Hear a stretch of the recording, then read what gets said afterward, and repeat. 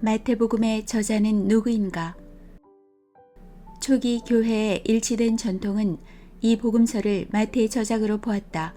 마태는 예수의 12 제자 중 하나로 세리였고 레위라고 불렸다. 그러나 엄밀히 말해 사복음서 전부는 저자 미상이다. 각 책 속에 저자를 알게 해주는 진술이 없기 때문이다. 이와 대조적으로 바울이 쓴 모든 편지는 서두와 인사말에 그의 이름이 등장한다. 복음서에 저자 이름의 표제가 덧붙여진 것은 아마도 한 권 이상의 복음서들이 나온 뒤에 그것들을 서로 구분해야 할 필요가 있었기 때문이다. 이 복음서의 저자가 자신이 기록한 문서에 이런 식으로 직접 표제를 붙이지는 않았을 것으로 추정된다. 그러나 다른 누군가가 이 복음서의 저자로 경합을 벌인 적도 없다.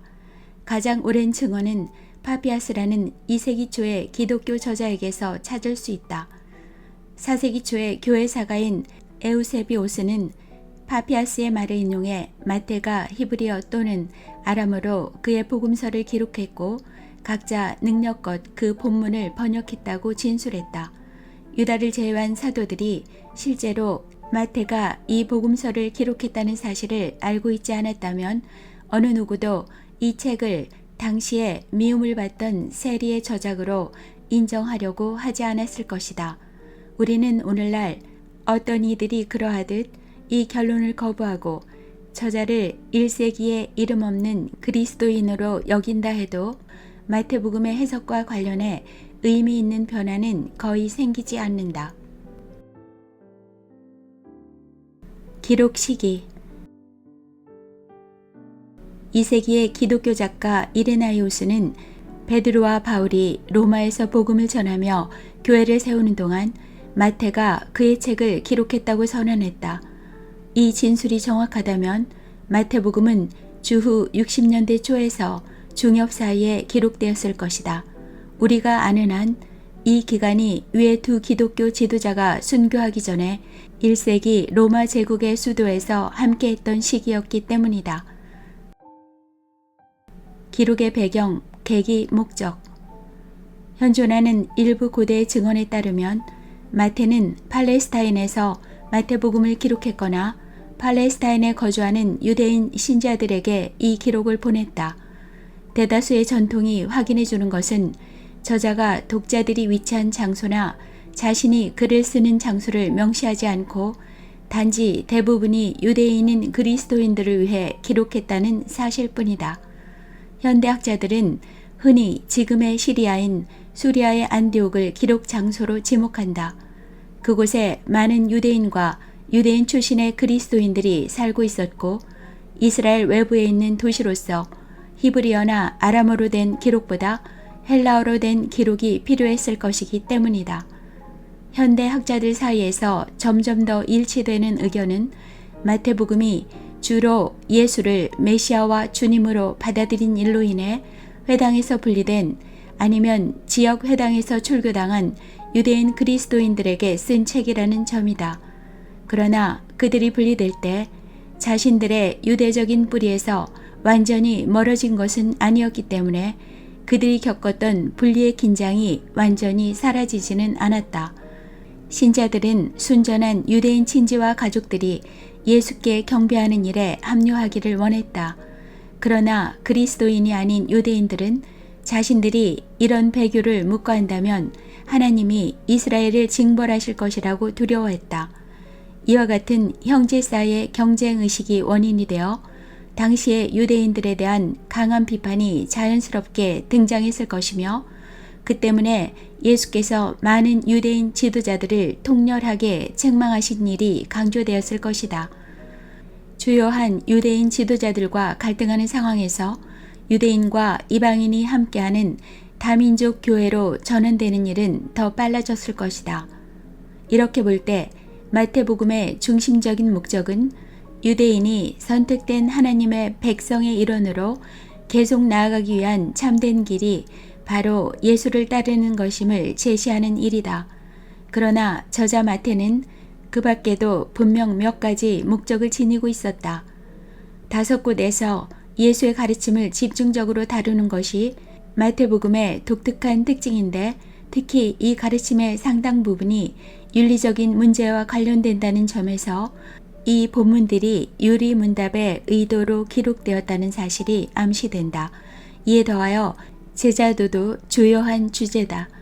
거짓 교사들에 대한 경고와 더불어 교회와 또한 사회에서 살아가는 하나님의 백성을 특별히 언급한 일로 미루어 볼 때 마태는 기독교 교회의 조직과 교회의 지도력을 돕는 기준을 세우기 위해 첫 단계 조치를 취했다고 말할 수 있다.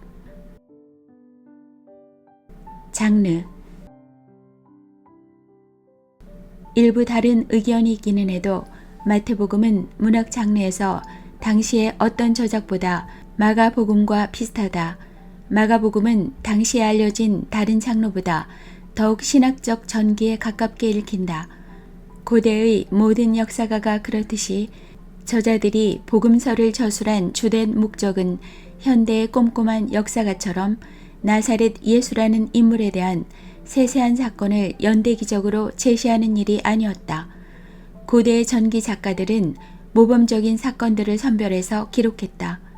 복음서 기자들의 경우에도 그들이 강조하려고 했던 신학이 있었지만 그 때문에 그들의 저작의 신뢰성이 손상되지는 않는다.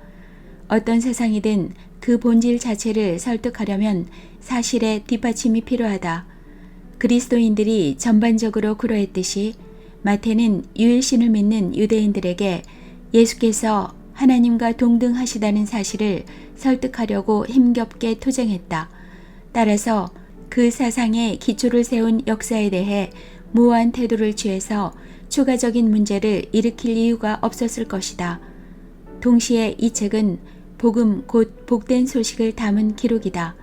마가복음처럼 마태복음도 나사렛 예수께서 하나님이 보내신 사자, 즉 메신저로서 이스라엘에게 복된 소식을 선포하시고 전통적인 방식이 아니라 전혀 예기치 못한 방식, 곧 로마인들을 그 땅에서 몰아내기 위해 싸우는 것이 아니라 세상의 죄를 위해 죽으시는 방식으로 성경의 모든 예언을 성취하셨다는 점을 확신한다. 그 후에 그리스도인들은 이것이 누구나 받아들이고 나눌 수 있는 가장 중요한 복된 소식이라고 믿었다. 신학 마태복음은 이스라엘의 소망을 성취한 메시지를 그 민족의 많은 사람들이 갈수록 거부했다는 사실과 제자들이 앞으로 행할 이방인 선교를 위해 예수께서 길을 예비하셨다는 사실을 강조한다. 예수께서 지상에 사시는 동안 이스라엘에게만 보내심을 받으셨다는 말씀과 그분이 제자들을 모든 민족에게 파송하시는 사실, 그리고 당시 유대 지도층이 그 나라를 빼앗기고 열매 맺는 백성이 받으리라는 말씀도 마태복음에서만 나타난다. 마태복음은 예수를 묘사할 때 교사로서의 역할과 다윗의 자손으로서의 역할에 초점을 맞춘다. 마태복음은 다른 복음서들과 공통적으로 예수께서 자신을 가리키는 칭호로 사람의 아들을 선호하신다고 묘사하는데 이 칭호는 높은 곳에 오른 후에 하늘에 계신 하나님의 임재 속에 들어가 땅의 모든 백성을 다스리는 우주적 권세를 받은 인물을 암시한다. 그는 또한 하나님의 아들이신데 이 칭호는 유대인 사이에서 단순히 메시아를 의미할 수도 있지만 마태복음에서는 특별히 신성한 의미를 지닌 용어로 사용된다.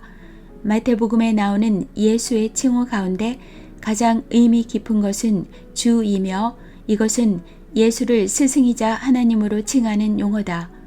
마태복음에서 많이 사용되지는 않지만 특징적으로 나타나는 표현으로는 지혜와 임마누엘이 있다. 더 나아가 마태복음은 제자도를 강조하며 마가복음보다 12제자들에게 더 큰 깨달음이 있었음을 자주 드러낸다. 사복음서 중에서 마태복음만 교회라는 용어를 사용하고 교회의 기초와 권징에 대해 가르친다. 마태복음은 베드로에게 더 많은 주의를 기울이며 그가 등장하는 본문은 긍정적인 면과 부정적인 면을 모두 드러낸다. 따라서 마태복음은 교회사에 나오는 일부 사람들이 그러했던 것처럼 베드로를 지나치게 축혀 올리지는 않는다.